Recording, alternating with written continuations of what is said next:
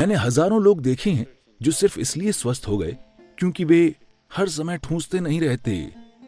जब पेट पहले से ही भरा हुआ हो, पेट खाली होने पर भी आपका शरीर और आपका दिमाग सबसे अच्छे से काम करते हैं।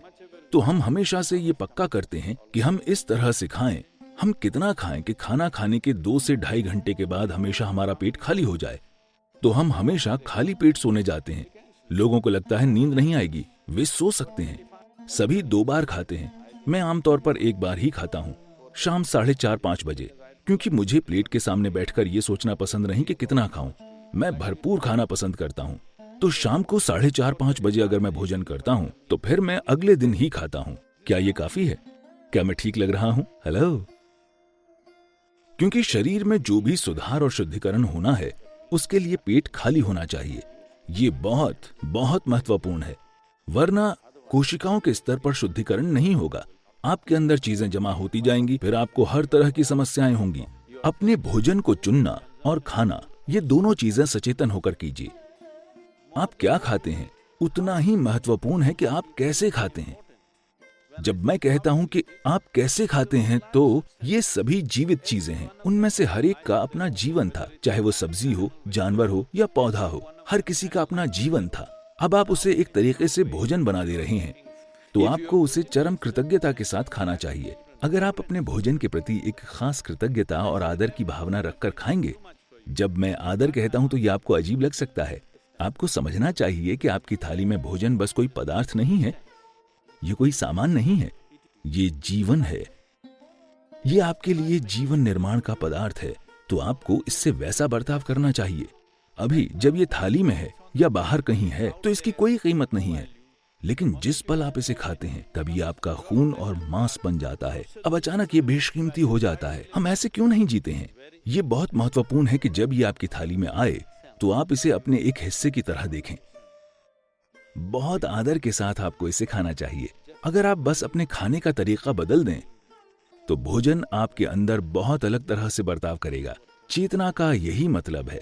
अगर लोग कहते हैं आपकी चेतना का आपके जीवन पर कोई असर नहीं होगा, सिर्फ रासायनिक संरचनाओं का असर होता है, तो मुझे उनके लिए दुख होता है, क्योंकि जीवन ऐसे काम नहीं करता।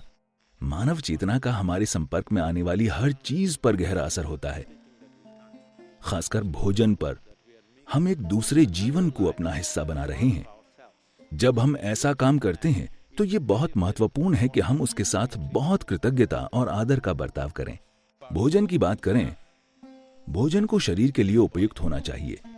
जिसके लिए हम खाते हैं ये शरीर के लिए है। जो भोजन आप खाते हैं वो शरीर के निर्माण का पदार्थ है। सही भोजन क्या है? दुर्भाग्य से अभी ये बिल्कुल गड़बड़ हो गया है। पारंपरिक रूप से इस देश में हम समझदारी से खाते थे, लेकिन हजारों साल से हुए हमलों की वजह से दूसरी तरह की भोजन परंपराएं आ गई हैं और आज राष्ट्रीय भोजन पिज्जा या पास्ता है। ये क्या है? कौन सा? मैं नहीं जानता। दोनों मुकाबला कर रहे हैं, तो हम भोजन के बारे में अपनी समझ खो रहे हैं। अब समय आ गया है कि हम सबसे अच्छी चीज पहचानें। अगर मैं इसके विस्तार में जाऊं तो ये लंबी प्रक्रिया हो जाएगी, लेकिन आपको भोजन को परखना चाहिए, बस जीभ से नहीं बल्कि शरीर से भी। आप आज कुछ खाइए और देखिए, बस ये देखना सीखिए कि वो खाना खाकर आपका शरीर कितना चुस्त और फुर्तीला महसूस करता है। अगर शरीर को महसूस होता है कि वो कब्र में जाना चाहता है तो वो भोजन अच्छा नहीं है। अगर खाना खाकर शरीर चुस्त और जीवंत महसूस करता है तो इसका मतलब है वो भोजन अच्छा है, शरीर उसे पसंद कर रहा है। अगर आप कुछ खाते हैं और शरीर में सुस्ती महसूस होती है तो उसका मतलब है कि शरीर को भोजन पसंद नहीं है, उसको उससे परेशानी हो रही है, इसलिए सुस्ती महसूस हो रही है। तो बस इस आधार पर मेरा मतलब है ये एक बहुत ही सीधा और आसान तरीका है। तो आपको खाना चबाकर खाना चाहिए। आपको अपना खाना इसलिए चबाना चाहिए क्योंकि आपकी लार में एंजाइम होते हैं। अगर आप थोड़ा सा कच्चा चावल लेकर अपने मुंह में 1 मिनट रखें, आप देखेंगे कि यही मीठा हो जाता है, क्योंकि यही कार्बोहाइड्रेट शुगर में बदल रहा है, मुंह में ही। तो अगर आप ढंग से खाते हैं तब हम कहते हैं कि आपके पाचन का 30 से 50% पाचन आपके मुंह में ही हो जाना चाहिए। तो पाचन तंत्र का ये हिस्सा आधे या आंशिक रूप से पचे खाने की उम्मीद कर रहा है, लेकिन अभी जैसे हम खा रहे हैं, अधिकतर हम न सिर्फ बिना पचा खाना बल्कि आंशिक रूप से नष्ट खाना डाल रहे हैं। तो उसी मात्रा में ऊर्जा प्राप्त करने के लिए आपको भोजन की जो मात्रा चाहिए वो बढ़ गई है। उतनी ऊर्जा पैदा करने के लिए जितना आपको खाना चाहिए, आप उससे बहुत ज्यादा खाना खा रहे हैं। इसकी वजह से शरीर में जड़ता आ गई है, क्योंकि इससे उससे कहीं ज्यादा भोजन को प्रोसेस करना पड़ रहा है, इसलिए जड़ता है। एक बार जब जड़ता आती है तो आपकी नींद का कोटा बढ़ जाता है। देखिए, ऐसा नहीं है कि आपको जबरदस्ती जागते रहना चाहिए, बात ये नहीं है, लेकिन अगर आप सही खाएं और अपने शरीर के साथ कुछ चीजें करें तो आप देखेंगे कि 3 से 4 हफ्तों में आप अपनी नींद की जरूरत 2 से 3 घंटे बड़ी आसानी से कम कर सकते हैं। इसके कई पहलू हैं, लेकिन एक महत्वपूर्ण पहलू है भोजन। आप कैसे खाते हैं। सिर्फ यही नहीं कि आप क्या खाते हैं, ये भी महत्वपूर्ण है कि आप कैसे खाते हैं, क्योंकि भोजन एक जीवित पदार्थ है। आप अपने भोजन का 40 से 50% हिस्सा कच्चे भोजन के रूप में लें, यानी ये जीवित हो। इसे जीवित कोशिका होनी चाहिए। ये सब्जी हो सकती है, फल, मूंगफली, अंकुरित चना हो सकता है। आपके द्वारा खाए जाने वाले भोजन में कम से कम 40 से 50% को जीवित होना चाहिए। आप मुर्दा भोजन खाते हैं और आप जीना चाहते हैं, ऐसा करना थोड़ा मुश्किल है। आपको ये करना चाहिए। आमतौर पर जो लोग योग के मार्ग पर हैं उनके लिए आप जानते हैं क्या कहा जाता है, आपको सिर्फ 24 कौर ही खाने चाहिए। ये मैं सबके लिए नहीं कह रहा हूँ। अगर आप गौर कर रहे हैं कि आपको दिन भर नींद आती है तो आप केवल 24 कौर खाएं, यानी 24 बार मुंह में कौर भरें।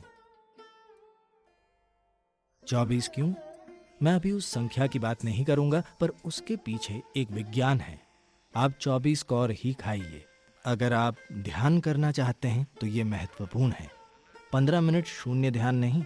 अगर आप अपनी जीवन प्रक्रिया में ध्यानमय होना चाहते हैं तो ये सतर्कता केवल मन की सतर्कता नहीं, आपकी ऊर्जा की सतर्कता, आपकी ऊर्जा भी सतर्क हो। इसे सतर्क रखने के लिए ही आप साधना कर रहे हैं, तो इसकी मदद के लिए आप 24 कौर ही खाते हैं। रात के खाने से कोशिश करें, या आप इसे कल से करना चाहते हैं? क्या हम इसी डिनर में कोशिश करें या फिर कल?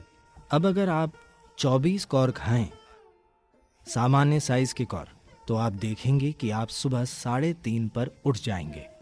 समय को देखने के भारतीय तरीके में निमिष नाम की एक चीज होती है जिसका संबंध 24 से है, इसलिए 24 कौर खाए जाते हैं।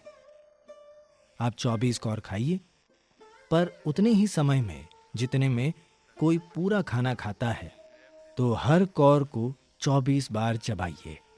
अब आप देखेंगे कि आप किसी दूसरे से ज्यादा समय लेंगे, पर आपका खाना पेट में जाने से पहले मुंह में ही पच जाएगा। इससे सुस्ती नहीं आएगी।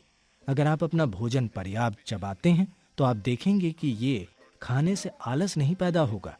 अगर आप अच्छे से चबाते हैं तो पाचन प्रक्रिया 1.5-2 घंटे में पूरी हो जाएगी और आपको भूख लग जाएगी। और रहने का ये सही तरीका है।